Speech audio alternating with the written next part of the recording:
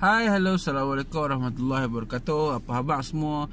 Rasanya pastinya sekarang ni para peminat movie yang Marvel punya kan sedang menunggu kemunculan secara rasminya Disney Hotstar, Disney Plus Hotstar di Malaysia. Dan aku pun antara orang yang memang menunggu-nunggulah filem ni. Dan rasanya siapa saja akan tunggu dan nak tengok apa yang hebat sangat pasal Disney Plus ni.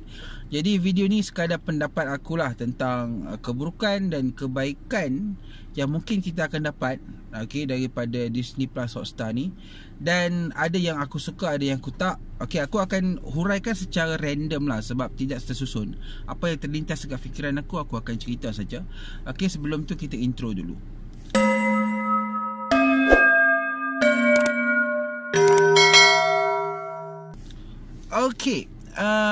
Disney Plus Hotstar ni, bagi yang bertanya adakah ianya sama dengan Disney Plus yang kita selalu dengar, ada Falcon and the Winter Soldier, ada Wanda and Vision?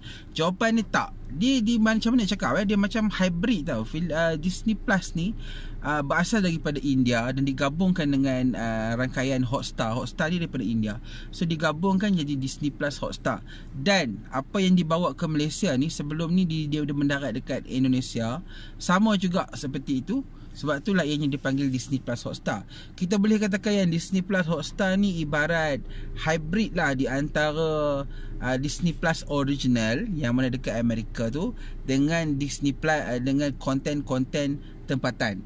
Sebab kita tahu dekat sini Disney Plus dah gabung kan, dah tanda tangan some agreement bahawa setengah syarikat production akan tayang filem-filem depa ni dekat dalam Disney Hotstar secara eksklusif.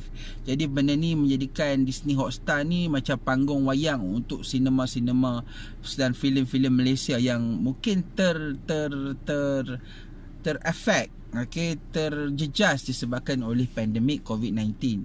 Bayangkan kalau diorang just bawa saja Disney Plus yang asal, mungkin lah. Kenapa diorang tak bawa Disney Plus yang ori daripada US?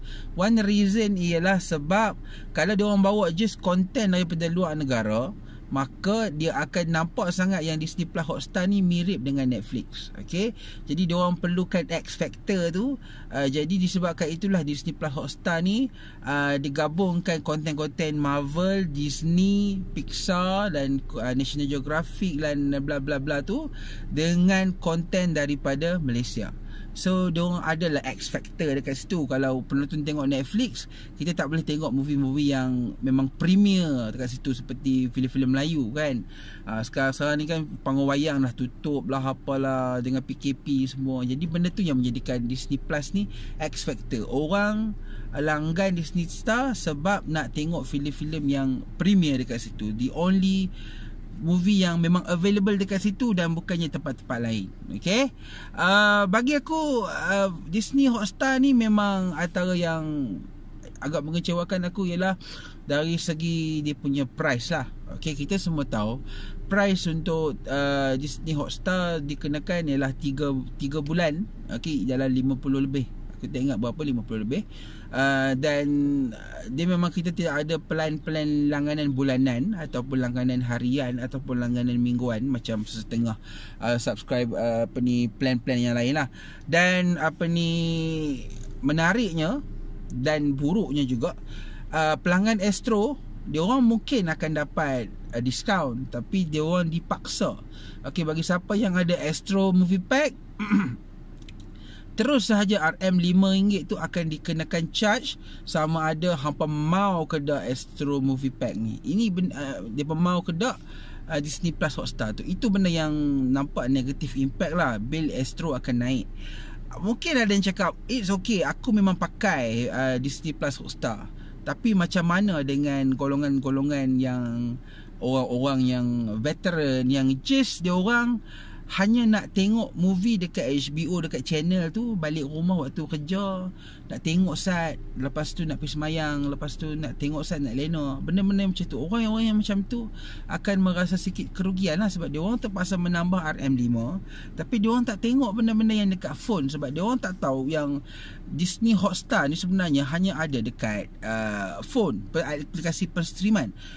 Dia bukan je channel yang kita boleh tekan pakai remote. Mungkin lah kalau siapa yang ada Ultrabox ke benda-benda yang tu, in the future korang boleh access Disney Plus Hotstar. Tapi berapa kerat sangat pengguna Astro yang menggunakan Ultrabox kan? Sebab semakin Astro menaikkan harga, maka semakin ramai orang memilih untuk padam dan terminate akaun Astro kan. So benda ni nampak sangat lah macam Astro nak kaut dan force pelanggan-pelanggan Astro ni untuk keuntungan mereka sendiri. Itu benda yang aku kurang gemar lah, benda yang negative impact. Okay, dan satu lagi bagi siapa yang tidak tahu juga, Disney Plus Hotstar ni jangan duk tanya lah kenapa tidak ada Spider-Man tidak ada movie-movie dari syarikat lain seperti Sony kan. Sebab filem-filem dan juga rancangan-rancangan dalam ni semuanya adalah rancangan-rancangan di bawah bumbung Disney. Okey, seperti Marvel. Okey, Marvel ni yang aku confuse sekarang ni ialah dia punya filem Spider-Man, sebab Spider-Man ialah gabungan di antara Sony dengan juga Disney. Tapi aku rasa yang Spider-Man versi Tom Holland memang akan mendarat dekat Disney Plus lah kalau lepas tayang. Dan Spider-Man yang versi animated punya yang Sony keluarkan dan universe dia sendiri, yang tu mungkin akan premier dekat Netflix. Yes, sebab memang setahu aku Netflix memang dah sign agreement dengan Sony bahawa setiap movie-movie keluaran mereka, tak kira lah apa movie pun, akan release dekat Netflix selepas dihabis ditayang dekat pawagam.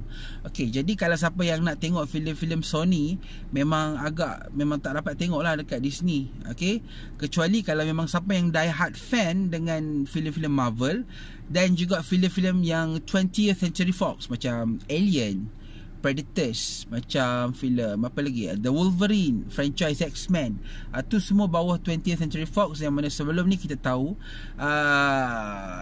Disney dia dah beli company 20th Century Fox ni. Jadi semua filem 20th Century Fox tidak mungkin akan dapat ditengok di mana-mana platform lain dan hanya boleh dilayan dekat platform platform Disney Plus Hotstar ni sahaja. Jadi memang ada pro and contra lah. Adakah, kalau ada orang tanya, adakah kalau kita langgan Disney Plus Hotstar kita boleh terminate Netflix? Jawapan aku tak. Sebab Netflix dia ada konten yang berbeza, Disney Plus Hotstar dia konten yang berbeza. Jadi kalau ada duit dan ada bajet, aku rasa memang kita perlu langgan both lah, supaya kita dapat wider version of the movie collection. Macam aku sekarang ni, aku ada langgan Netflix, Amazon Prime dan juga HBO Go. Itu secara berbulan lah. Dan juga aku ada juga kadang-kadang iQview dengan iFlix tu aku langgan bila perlu sahaja. Macam waktu tu ada movie-movie dan memang memerlukan pas VIP, waktu tu lah aku langgan. Kalau kata waktu tu aku macam tak berminat sangat, so aku akan terminate. Yang Netflix, Amazon Prime dengan HBO Go aku akan langgan berterusan lah. Dan same goes with Disney Plus Hotstar ni. Dan bagi siapa-siapa yang mungkin parent dia langgan Astro, okay, dan panggilan dia langgan Astro, dia langgan Movie Pack, the best way untuk tolong untuk kurangkan dia punya budget, kenaikan bil tu, ialah kita ni sebagai anak-anak ni baiklah minta izin, okey, saya akan bayar RM5 tu, okey, bayar. Lepas tu kita ambil lah bahagian apps kita tu dan layan, dan biarlah orang yang parents kita ni langgan tonton channel yang biasa. So itu adalah cara untuk mengurangkan lah. Macam aku mungkin akan buat macam tu kot, sebab aku dah tanya parent aku, dia kata dia tak berminat pun nak layan kat phone ni apa semua kan. Jadi aku jenis orang yang melayan benda ni dekat phone, dekat tablet, dekat laptop. Jadi better aku ambil lah bahagian tu dan settle, bil pun murah kan. Okay, so itu sajalah pendapat aku pasal Disney Plus Hotstar ni. Dia sebenarnya ada pro and con.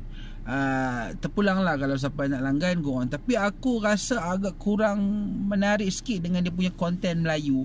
Sebab kalau nak bubuh drama jam 7, Aiki dah ada iFlix pun dah ada. Jadi benda tu macam bukan X factor yang kuat sangat pun untuk Disney ini Plus Hotstar. Dan aku tengok Allah, filem macam ada hantu, benda-benda macam tu ialah filem yang sangat-sangat tak international lah untuk masuk dalam sebuah platform yang memang kita tahu international. Tapi kita tengok dulu apa yang terjadi dengan tiga filem original Hotstar ni, seperti J Revolusi, Zombie Jaya dengan ada hantu. Zombietopia ni kita tengok dulu bila masuk filem adakah kualiti tu boleh setanding dengan kualiti luar atau macam mana. Sebab aku tengok filem-filem Indonesia pun yang masuk dalam Disney Hotstar pun boleh tahan. Ada yang berkualiti, adalah setengah-setengah tu tak. Tapi aku rasa bila dah Disney Plus Hotstar masuk ke dalam Malaysia, aku rasa sekarang ni pembikin Malaysia sendiri perlu ubah diorang punya style dan tidak membuat filem-filem yang just untuk paparan tayangan Malaysia sahaja. Kan, come on lah, international lah sikit. Takkanlah nak filem hantu saja kot. Orang lain dah buat filem yang lebih fresh kot kan. Kita Malaysia bila nak berubah lagi. Okay, so itu sahajalah pendapat aku. Ringkas, tak ringkas mana, 10 minit lebih dah aku bercakap. Dan terima kasih kepada siapa yang dah subscribe dan berikan pendapat anda semua terhadap Disney Plus Hotstar ni. Kita jumpa lagi di review akan datang. Review, bagi komen bagi komen anda dekat bahagian komen, dekat bahagian komen. Kita bincang sama-sama. Jumpa lagi. Assalamualaikum.